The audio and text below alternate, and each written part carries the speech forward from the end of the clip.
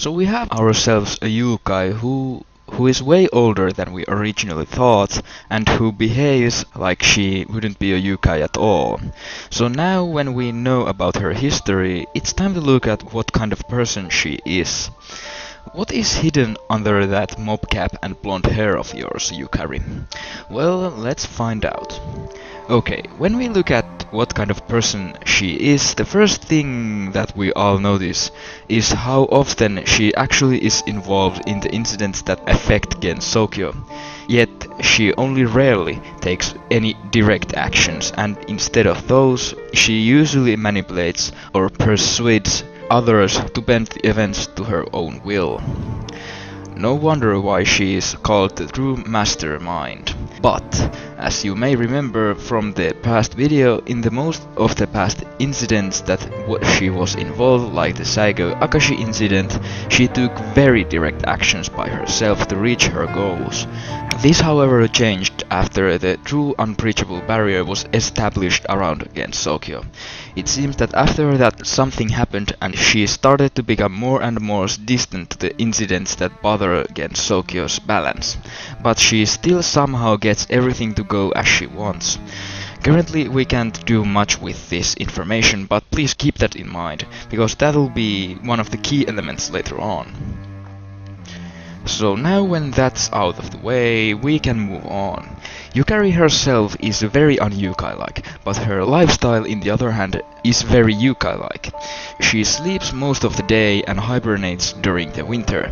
She is said to only rarely leave her house, but because of her Shikigami and other pets, she is always aware of what's happening around Gen Sokyo. She is also said to have tidings to every powerful being in Gen Sokyo and to everyone who have anything to do with the Hakure barrier and the outside world. This can be expected from her because she was in the main role in the creation of the barrier. However, even if she has many tidings to many influential beings, nobody still knows much about her. So at this moment it would be wise to turn our heads towards the three persons that know Yukari the best. So let's start with her Shikigami Ran. Ran stated that Yukari has so unbelievable intelligence that even she can't understand it.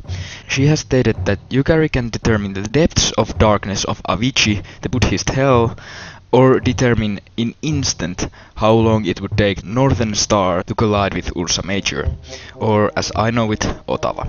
Other than that, Ran actually don't say much about her master.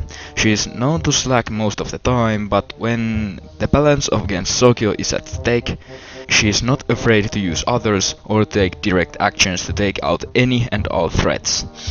That kind of behavior was seen in the events of SWER, where when Yukari finds out then she's planned, she acts very hostile towards her.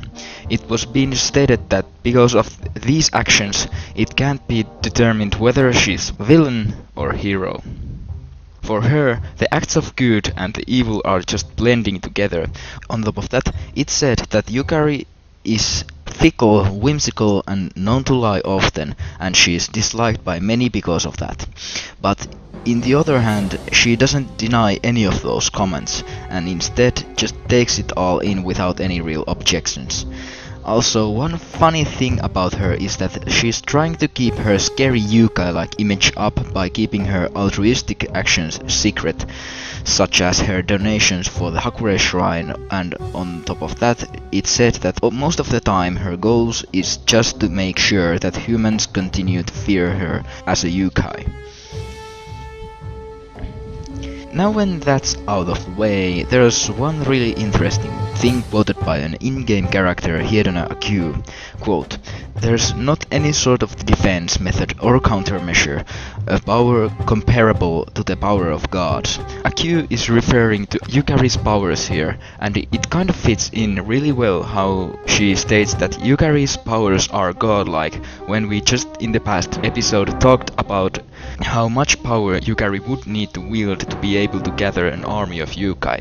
On top of that, Akio even states that the manipulation of boundaries is theoretically a godlike power, which would allow Yukari to create and destroy anything. But now let's turn our gazes towards Reimu, for she's been raised by Yukari, even if she doesn't seem to like it. Or to be fact, Yukari is more like a tutor for Reimu, like Mima is teacher for Marisa. But anyhow, Yukari is known to help Reimu with the incidents from time to time, and she's even known to be some kind of teacher to Reimu, like I said. Huh. Yukai teaching a shrine maiden about her duty. Well, that's new. Yukari is also known to even teach some of her spells to Reimu, which might explain why those two have similar abilities and why Reimu can manipulate boundaries in some level at least. Before we talk about her relationship with Suika, let's talk about her name and clothing. Name Yukari Yakumo literally means purple 8 clouds. The color purple most likely comes from the fact that it's the most dominant color in the spectrum, just above indigo and red. The number 8 in her name is also most likely reference to her power and status, because the number 8 is said to be related to divinity and godhood. It suits Yukari, I have to admit. Rinosuke also states that even above all this there might be a lot more deeper meaning to her name, but then there's her clothing style. Well, at first it doesn't seem too odd, but when you look at that cloth in front of her dress, or more specifically the symbols on it, it gets interesting. You see, there are two notable symbols, the yin-yang symbol and those lines above the yin-yang. If you didn't know, those lines too actually mean yin-yang. The broken lines mean yin and the solid lines mean yang. Yukari is literally wearing a symbols of balance, and it gets even better. The front cloth is colored in violet and orange, the strongest and weakest color on the spectrum. She resembles balance in every way. Think about it. Is Yukari really good or evil? Is she chaotic or lawful? No, she isn't. If we were to make an alignment chart, Yukari would be in the middle, not being an evil, good, chaotic or lawful. That's very fascinating, but she's Yukai. How can Yukai resemble balance? Shouldn't Reimu or Shikieki fit better to that position? Yes, you're right, but now I'm about to reveal something that will blow your mind and make Yukari even more related to that ultimate balance shenanigans. You know Maribel, don't you? The one of the two members of the Girls' Ceiling Club. Well, what if I told you that she and Yukari are the same person? There, boom! Yukari has both human and Yukai side.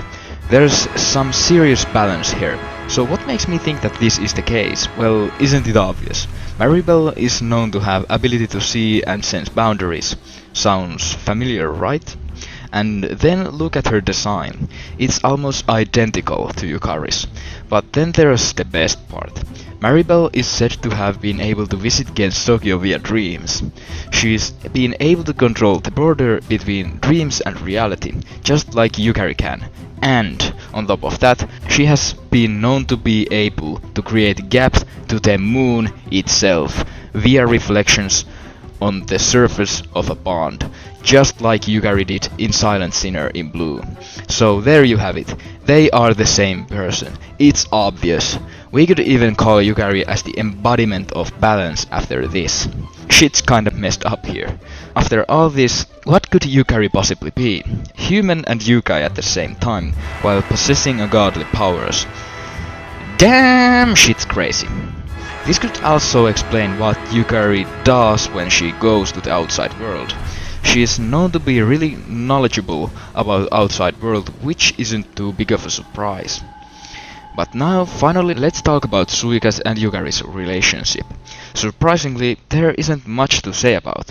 It's not known how those two came to know each other, but Suika is said to know Yukari really well. So well, in fact, that she's even commented that Yukari's existence is fraudulent. Fraudulent. That's a really interesting statement from a person who knows Yukari really well. Maybe even too well. Fraudulent existence. After that, Suika says that it's rare to see Yukari on this side of the world in broad daylight, which props up that Maribel connection even more. And here we have a quick look over about Yukari's personality, characteristics, and some of her relationships. I gotta say that things are getting complicated. All this crap just piles up faster than it can be put together, but once again we have collected all the required pieces of this Yukari puzzle and now we're ready to crack her secrets. But I'm afraid that you have to wait for that. But don't worry. The third episode isn't going to be too long, but what it loses in length, it gains in unbelievableness. So please stay tuned for the third and final episode about uncovering the truth behind Yukari.